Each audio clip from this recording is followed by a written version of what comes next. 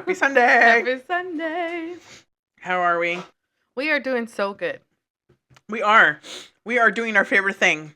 Eating. Yes. Oh my gosh. This is really good. So, for anybody wondering what we're eating Cortinas. Mm-hmm. So, it's an Italian restaurant. If anybody's down here in the Orange County area, stop at Cortinas. They have the best subs and pizza. Yeah, that's your favorite place, huh? Yeah. Yeah. It's been my favorite place, okay? Praise. It's my favorite place. The past couple weeks, I feel like I've been eating there a lot. Mm-hmm. So, yeah, it's your favorite. yeah, it's pretty decent. It's pretty good. Mm-hmm. So, we're eating, I stopped and I bought a Cortina special and a meatball sandwich. So, Tiffany and I are enjoying that. It's super good. Uh-huh. So, if you hear us munching away, you know what we're doing. Yep. Good. So, it's almost our, we're gearing towards the end of the season. Yeah, that's so exciting. I know. Who would have thunk? I know. So. Who would have thunk it?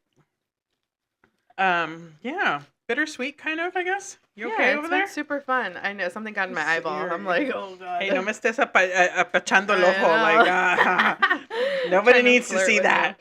Trying to flirt. Yeah, it's been really fun. Mm-hmm. Yeah. It's crazy.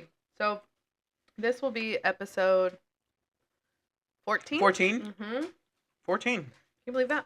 Yeah. Yeah. Time flew. When we first started, we had no idea what we were doing. No idea whatsoever. Mm-hmm. And look at us now. I know. Woo-hoo. Now we can talk freely with nothing holding us back. Yeah, it's nice. It's fun. It's been really exciting. But what did we talk about in our last episode? We talked about horoscopes. Oh, yeah. And we were kind of all over the place on that one. Gina's an Aquarian. Yes. And you're a Leo. I'm a Leo, baby. Leo. Yeah. So, all right. Let's get down and dirty. Okay. What are we talking about today? We are talking about our thoughts on dating in today's day and age. All right. Yeah. Good topic. Mm-hmm. Good topic. Controversial a little bit, depending on who you ask. Yeah, I think a lot of people think of dating differently. Absolutely. And I think that's what makes it so difficult. Mm-hmm. Yeah. So we're not going to offend anyone, but things will come out, and please don't get offended. Yeah. And please don't get offended. Yeah, I'll try. No, I usually don't get offended. Okay. So we've come up with various questions, and we want to see what each other's thoughts are. Okay. On each thing. Oops, I'm being loud. So the first question is modern day dating broken? I like this question. It all depends who you ask. Like, I'm asking you. Is it broken? Is it broken? Yeah, it's a fucked up situation. Okay. Yeah. So is today's dating scene broken? Absolutely. I think, I honestly think there's a lot of just wrong all the way. Yeah. I honestly wish we can go 20, 25 years. Mm-hmm. Well, when I was in that era, it just seemed so, back in the days, it just seemed so genuine. Mm-hmm. But there was also something, technology wasn't as advanced as what it is right now. That's true. And now, unfortunately, you are on TikTok or Instagram or Facebook, and you are previewed, and you have, access to all kinds of people with the click of a button. So I think once that came into play, I think that destroyed a lot of people's views and morals when it comes down to dating and stuff. Yeah. That old school mentality is completely, I feel like, gone. I think so too. I agree. I really do honestly think that technology fucked it up. At least for the dating, for this aspect alone. Yeah, and I think people aren't self-aware, so they don't, try to work on themselves to where they don't even know the concept of, of delayed gratification. Yeah. Yeah, because everything is so, instant. Even with deliveries and stuff, I'm like, you can get this today if you order now. Within the next 15 minutes. Yeah, so it's it's tough. It's tough. I mean, imagine. Look, if you pay attention, you can be talking to a Colombian girl with big boobs and a big butt. Mm-hmm. And you can be having this conversation. And before, you had to go through a lot of trouble to get to that, I guess, spectrum Mm-hmm. of that. So I just feel like I do believe that all this kind of this technology and the social media just fucked it up for everyone. I think so too. Yeah. Yeah. And it's sad because everybody, I mean, again, you go back to dating and it's like if you get in a fight with someone, Mm-hmm. people do this. I know because I've seen it. They're back scrolling to find the next person. Why? Yeah, Because you can't fix a problem? that's true. So yes, I do believe I also it's think people don't know how to be by themselves alone yeah, for a period of time. right. Yeah. So what do you think on it? I do think that it's broken. I think that it's weird because there's just like a lot of people that really know how to make relationships work, and there's so many more that don't. And I think a lot of people end up together, but they actually like I don't know. It seems like it's not what's the word I'm looking for? It's not sustainable. Like Uh-huh. it doesn't last. Yeah, but do you think I believe the same thing, but I Hmm. also feel it's like people just give up. They think the grass is greener on the other side when it's not. I think if your boyfriend and girlfriend or your boyfriend or your girlfriend asks something of you and it's something that's bothering that person Hmm. and you just don't want to listen or be submissive or understand where they're coming from Yeah. and you think that the next person, if it's an issue that you have, don't you think the next person is going to call you out on the same thing? And what are you going to do? Run away from it again? Yeah. So it's like working together and working. And you have to understand that when you go in a relationship, things do change. Hmm. Unless you're in a situationship where you don't want the commitment, where you don't want the exclusivity. So, and I believe nowadays people just want the hookup.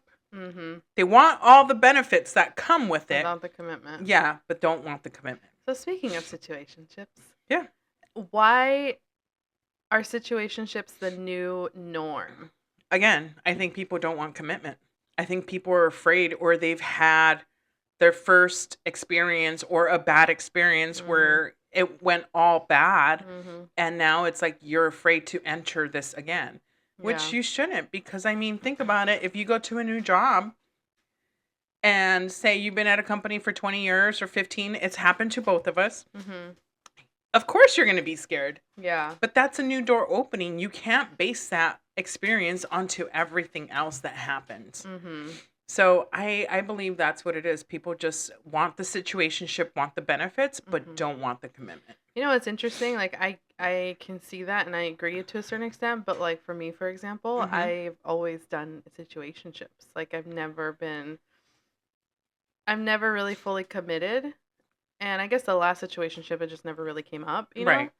But it's more been in the sense of like I not that I don't want the commitment, but because I don't feel like they're really gonna end up being in my life long term. You can just know, you feel it.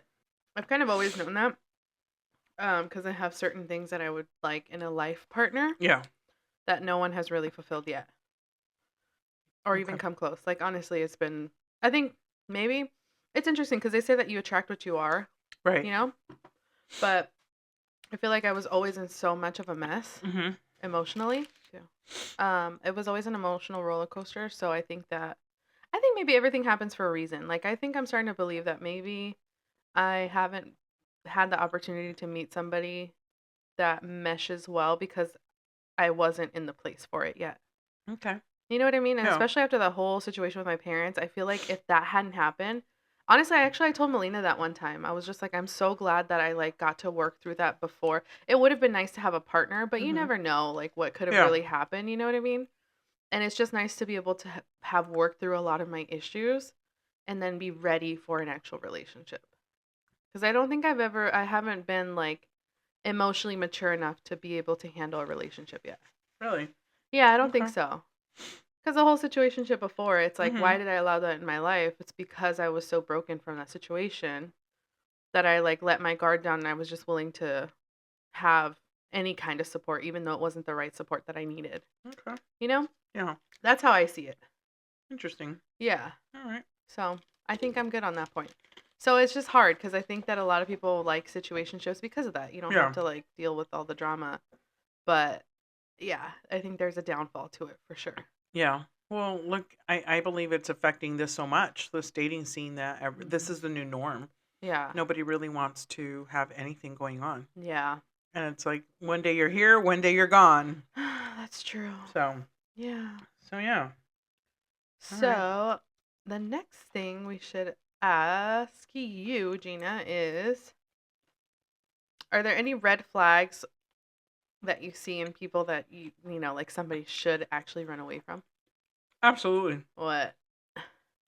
But see, sorry, What? I have a whole mouthful. Uh-huh. Um, Everybody talks about the red flag situations, Uh-huh. and everybody's easy to throw these red flags. Mhm. But what is really a red flag? Because your red flag might not be a valid red flag, or my red flag might not be a valid red flag. Hmm. You know, is a red flag someone that doesn't wear perfume? People are throwing that stuff out there. Really? That's not a fucking red flag. That's crazy. Yeah, people are getting carried. Well, then I guess that could be the difference between a red flag and an ick.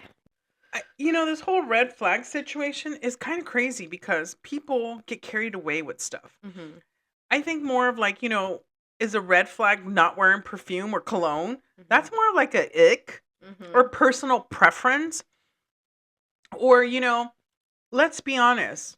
A lot of people, it's like, oh my gosh, she's a red flag because she wants to know what you're doing or where you're at. That's not a red flag to me. To Right. me, that's respect towards your partner. Yeah. I And, guess it just depends on the context. right. Yeah. And how you deliver too. Yeah. Because it's like if someone asks like, where the fuck were you? Uh-huh. That's like, whoa, hey, that could be a red flag. Yeah. But if someone genuinely is like, hey, I just want to know for your safety, Mhm. that's not a red flag.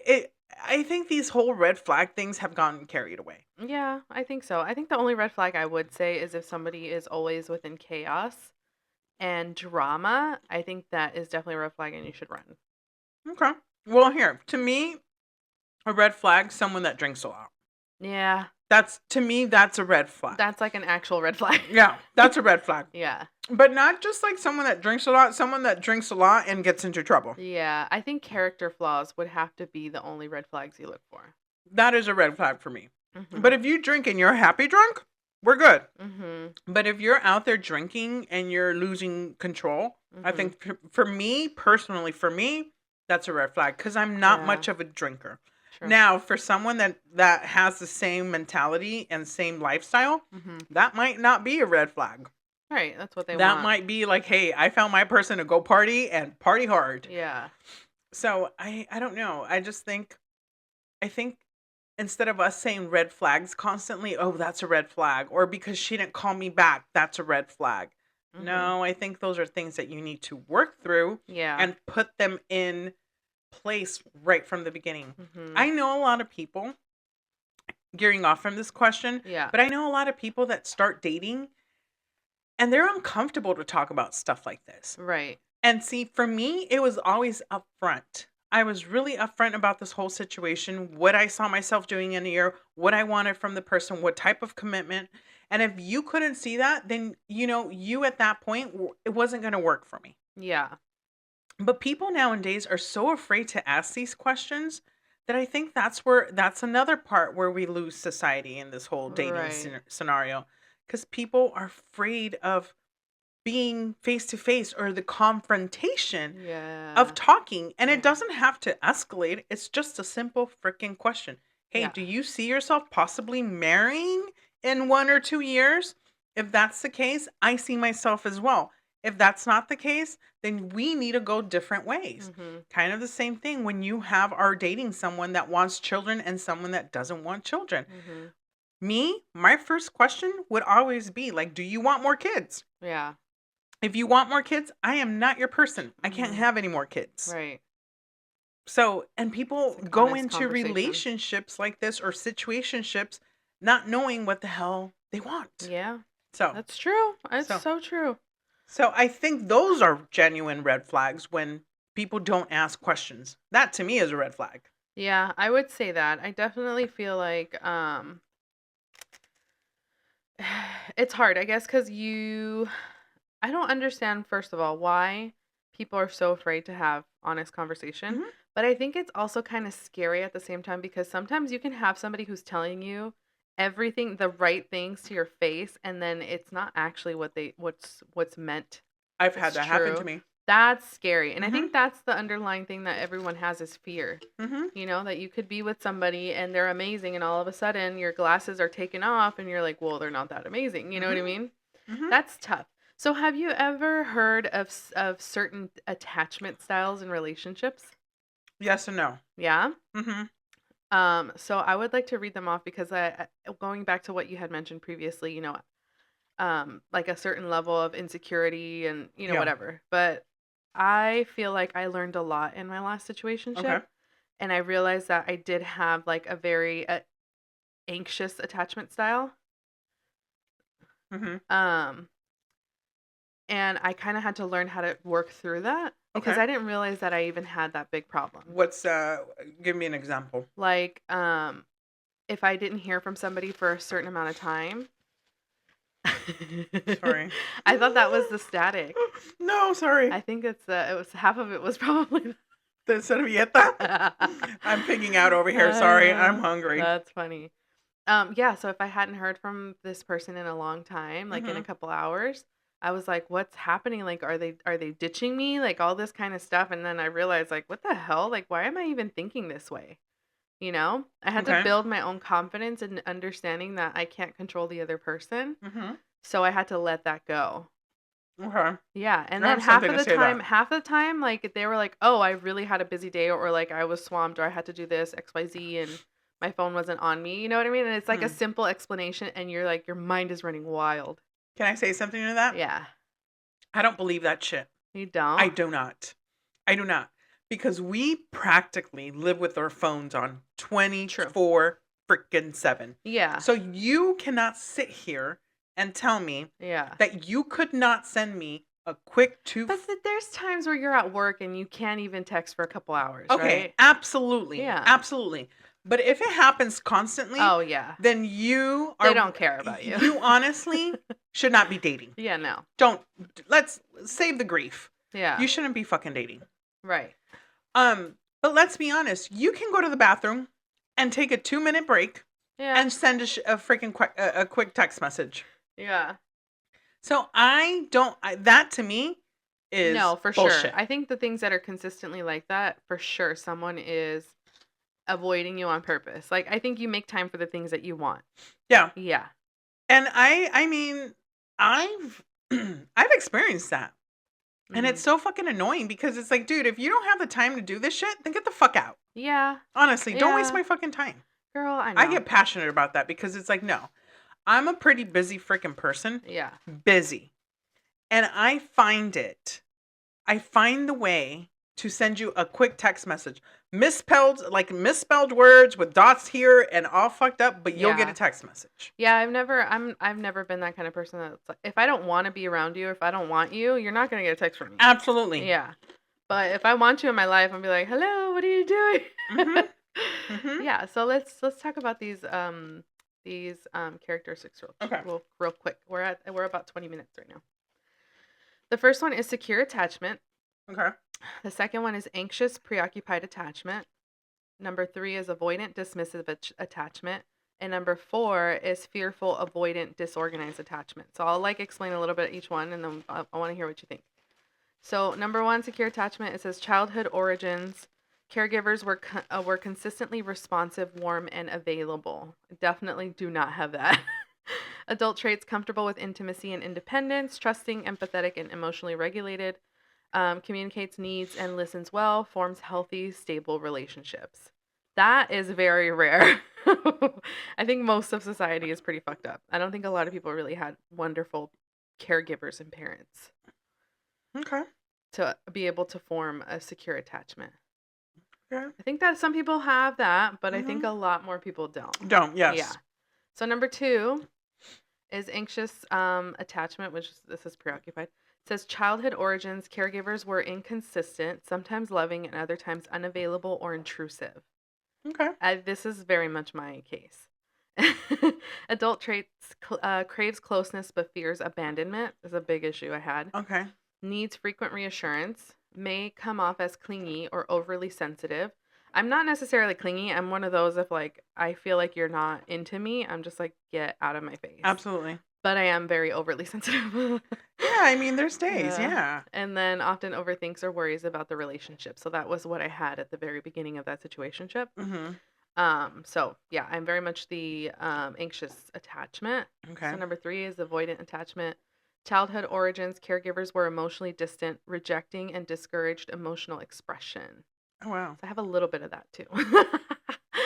Adult traits, values independence or closeness over a closeness, my bad. Values independence over closeness, emotionally distant or detached, may struggle to express emotions or commit, pulls away when things get too intimate. This was my youth. Now I'm like, I want the closeness. I don't want to pull away. Yeah. I'm not afraid of intimacy. But I was very much so when I was young. Hmm. And then the 4th one is fearful, avoidant attachment. Childhood origins, caregivers were abusive, neglectful, or frightening, Oh, boy. creating confusion and fear in relationships. Adult traits, desires love but fears being hurt, pushes people away even while longing for closeness, often struggles with emotional regulation and trust, and can have intense, chaotic relationships. Yeah, so I knew somebody who really had this issue in a relationship. Oh, wow. Yeah, it's really sad, but the parent was not a nice Present parent at or... all. Was actually very abusive. Oof. Yeah, it's really sad. So what do you think? Which one are you? You know what? You're not gonna like my answer. What? I think a lot of this. Uh-huh. I'm gonna be genuinely honest with you Uh-huh. and vulnerable. I think it's all bullshit. You think so? Abso-fucking-lutely. What? I do. Okay. I honestly do. Uh-huh. Because again, if you go back 20-something years, Uh-huh. we didn't have this shit. But And it doesn't mean that people weren't like that. Yeah, They but just you didn't have but you managed.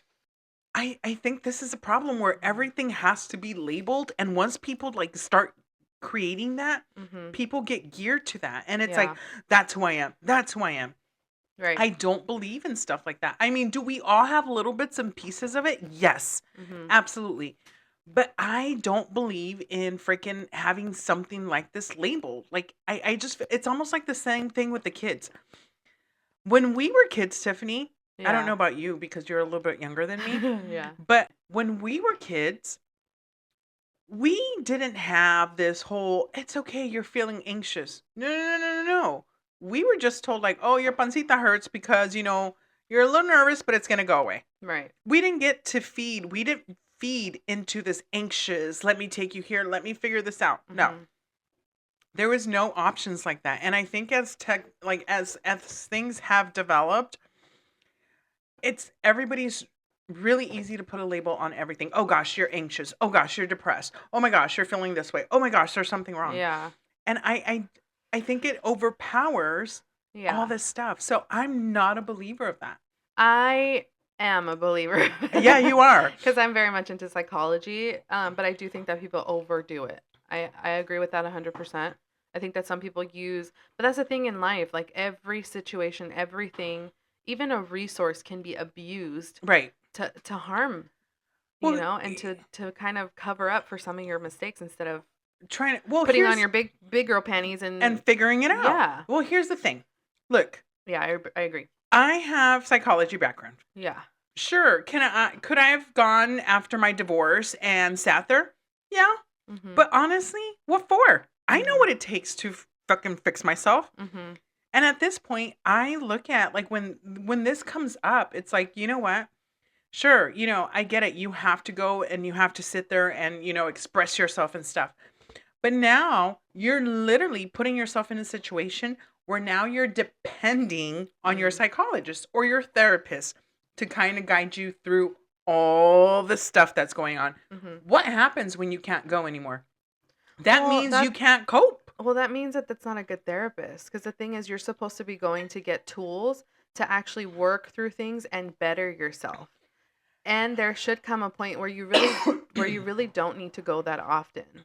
Right. So if you're dependent upon something and your therapist is not helping you through that, then they don't understand the point of having what's the phrase codependency, Yeah. dependency on somebody. Those are psychological terms. Yeah. Like, as an appropriate psychologist, you understand that somebody has a certain attachment. And if Mm-hmm. you're actually a good psychologist, you're going to help them work through that so they don't And give depend. them the tools and everything they But the need. thing is, like, it is hard. That's why you have to find the right therapist, because otherwise, if you're going and nothing's happening. So, this is actually a really good topic because I saw a video that had sent my cousin. And he's a really cool little therapist online. He's like an Instagram therapist, Oh, whatever. really? Yeah, but he got this article that he was talking about. Um, let me see. Hold on. So an article in the New York Times just dropped. So it says that New York Times released an article that says there's a link between therapy culture and childlessness, Hmm. right? And he was just trying to talk about how um some people, like, even on TikTok, they're like overuse the word trauma and it just like Mm-hmm. waters everything down. Mm-hmm. And that's true, but he was also saying, that you need to find a therapist who's actually going to help you work through things and heal from a situation. But a lot of times people will end up with somebody and they don't even get tools or anything from the therapist. They're just listening to them, and that's not good. Like, you need to have some back feedback and be able to actually work through things and not just be sitting there talking about your problems. That's Yeah. not helpful. That's not Yeah. doing anything. Well, it is. Talk therapy is actually really good, but you need tools to help you move on.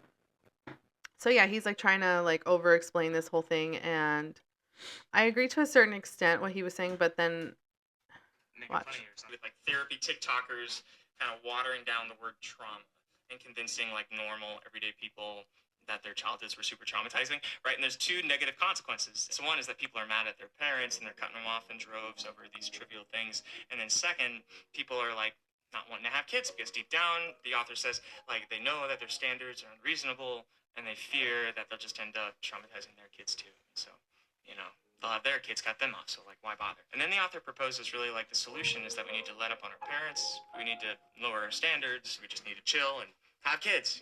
Here's why most millennials and Gen Z types are not going to find that argument compelling, and then I'm going to propose a solution here because I actually don't think a lot of people are talking about this. Because on one hand, we could say like the severe stuff, like abuse, violence, like that's real trauma, and then little stuff like a parent making fun of you or something, like that's not real trauma, right? That's just like Right. normal life. But what any neuroscientist is going to tell you is that the brain doesn't really react just to the severity of something, but also frequency and duration. And so it's not as simple as like, well, if you throw your teenager against a wall, that's abuse. That's worse than shutting them down, poking fun at them, when they try to like creatively express themselves. Like that's not trauma. That's just welcome to normal life, Yep. buddy. The problem is like, well, what about when that dismissive mockery is not just once, but it's like every day? What if it's not just in private? What if it's in front of people, in front of friends and family? Like, does that change it? Does that make it worse? It seems like the physical abuse is way worse than the mockery stuff, but a huge realization that we've had maybe the past 20 years or so is like the verbal, emotional, relational stuff, those dynamics can have just as big of an impact as the more conventionally severe traumas. Like a 2006 American Journal of Psychiatry study, 554 college students found that parental verbal aggression, chronic mocking, shouting, put downs, drove depression and dissociation at the same level as physical abuse and non-familial sexual abuse. So the point is Yeah. that there are certain situations that can produce the same level of trauma as something physical. Yes. And I think it's more so when it's over time. I don't think it's something that like, oh, something just happened in the moment that's very minor. It's just hurt feelings. You know what I mean? I Mm-hmm. think it's a little different than trauma. But I do like his point in saying that there is a certain level where it does affect you. Because like for me, my life was mostly verbal abuse. And so that created a very insecure person, a very like unattached person, overly emotional, Mm-hmm. and I had really bad anxiety. I didn't know how to control, how to just express myself. So it's like it did create a level of trauma to where I was a fucked up like young person, you know what I mean? It took me a long time to work over all of those issues. But because I had things to label and I could figure out, okay, this is why I am behaving this way, it helped me realize and use things to help me overcome that. Hmm. That's how I see it. But also, I like that he points out the article that there's a link between therapy culture and childlessness, Mm-hmm. and I mean that's kind of my case because but it's not the sense that like because I've gone to therapy and worked on things, I don't want to have children because I might fuck them up the way that my parents did. Oh. No, it's quite the opposite. It's that I understand that and I value human life so much, and I know that a soul is so valuable that I want to be in a situation to where I can give that child the best opportunity possible to be a decent human being. Yeah. So I'm choosing not to have children because I'm not in that space, and Yeah. I'm not going to do it until I get to that point. But it's not because I'm like I wrote off my parents. Like, Yeah. it's not even because of that. You know what I mean? Yeah. What do you think? Huh. Again, it's a hard topic. Just because I'm so anti stuff like that. Yeah. I don't believe in a lot of this stuff. And like, That's crazy. yes, I grew up, I know. Yeah. And my parents, of course, I was called gorda all the Mhm. time. Like, oh, if you lost 10 more pounds, you would be perfect. Yeah. I mean, I grew up with that shit. Like, my mom would tell me stuff like that, Sometimes if I was bad, I would get the smack or la nalgada. My dad would, but it wasn't abuse. Yeah. And I think that's the issue nowadays, that everybody just like freaking, it's abuse. And sadly, it is okay to sometimes smack your kids around a little bit. This is exactly why we have these fucking kids shooting up schools, because nobody wants to say no to anything. Nobody wants to overstep those boundaries, or nobody wants to walk on eggshells. Bullshit. As a parent, you have control. I'm not saying go out there and beat the hell out of your kid. Yeah. But if your kid, I'm sorry, if I catch my kid doing drugs, you bet your ass I'm going to beat the fuck out of her for a minute. I am. Yeah. I am. And I'm not scared to say stuff like that. So I go back to a lot of this stuff. People glamorize and have put all this stuff in a certain way where this is now the norm. Yeah. You can't parent or you can't say shit the way you used to say back in 20 years. Like, if I said, oh, Tiffany, your mama is a big girl, blah, blah, blah, blah, blah. Ahorita le dices eso a alguien and they fucking go and They suicide lose their themselves. shit, yeah. They used to do yo mama jokes all the Yeah. time. Yeah. And you used to hear them and you used to turn around and be like, whatever, shut the fuck up, stupid ass. That's what you used to say. And you would walk away. Yeah. Now you say that to someone. I mean, and you are, I mean, they're on the verge of doing all kinds of stuff. Do you think that the psychology culture and all of these things has weakened people in relationships? Absolutely. So do you think that people that were in relationships back then and lasted longer, do you think they're kind of dumb and just unaware? I wouldn't say dumb. Okay. I think they dealt with more things and they kind of tend to suck it up and work around shit and not give up. Okay. But do I agree with a lot of stuff that they did back in the days? No, because I don't agree with someone staying in a marriage that they've been cheated 20, 30 times. Yeah. I mean, that is unacceptable. Right. But if they choose to, whatever. But I mean, have you noticed that there's a lot of people out there, mostly everybody getting divorced is our age. People our age. Yeah. And I don't know I don't know how we think or why we think that the grass is greener on the other side. Yeah. Because I can tell you it's not. You might not like what your partner has right now, and something of him might bug you. But guess what? The next one, if you are a cold person, for example, if you're that person that doesn't know how to say I love you, and that person's like, hey, I'm not feeling it. Yeah. He's telling you, he's communicating, you need to give him, at least you need to give him some props for that. And some acknowledgement. Yeah. So if you take it, if he's always telling you that, and if you take it and you don't learn from it, and you end up breaking up with this person because that's a big deal, right? Sorry. That's a big deal. Yeah. Guess what? The next person that comes along and they ask the same of you, it's the same situation. That's You're wild. the problem. Yeah. You need to fix yourself. So what do you think we can do to make dating better these days? Like, what advice would you give me as someone who hasn't been in a real, like, actual, like, we've talked and said, we're going to have a life together. We're going to try to build a future. Well, what kind of advice would you give me to try to make it work? So here's the thing. You're not going to like it. Okay. I'm very big. Yes, we have this Disney fairy tale in our heads embedded. Yeah. I was part of that. I believe that the person that had to come into my life had to have this whole list. At one point, I did believe that. A great career, a good car, money, this, flowers every freaking day, every week, take me there, take me here, buy me this, buy me that. That's what I expected because now I'm grown. I know I have all the accessibility to that. That's what I can provide myself. So I expected the next person to come along and do that. Yeah. So unfortunately, no, we live in a society where things are expensive. People have kids our age. Our age has they have kids. Everything's expensive. You have to feed a bunch of mouths. You now have to be. But I feel like life has always been hard. But it hasn't. Yes, it has been hard, but it hasn't been as expensive as what it is now and what we're dealing with now. So for me, I think the best advice that I can give you is let someone walk into your life. They're not going to be perfect.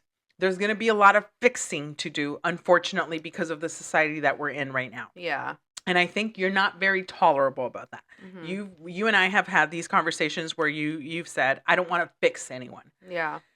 Because you've done the work, you've fixed yourself.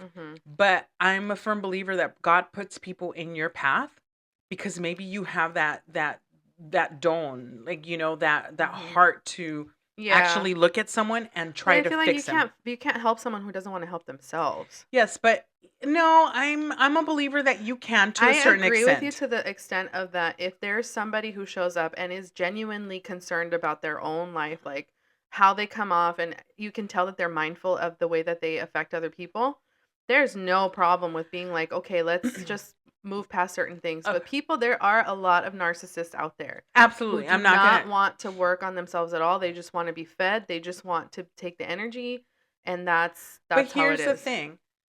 Who are we to say and actually understand their mind at this point? Because look, you and I grew up with parents. What if that person didn't grow up with nothing? He is literally here by himself. He had a struggle. He or she, whatever. Yeah. You know, he had to endure sexual abuse or whatever. So at that point, we will never, ever understand that because we never experienced it. Right. So deep down, maybe they are crying for help. They just don't know how to react or ask or come about asking for help at that point. Yeah. So I think when you are in a situation like this, either you're going to be in it 100% and teach this person that there is love, or you're going to walk away from it. Yeah. I don't know. I just feel like there's a lot of things that you shouldn't have to put up with.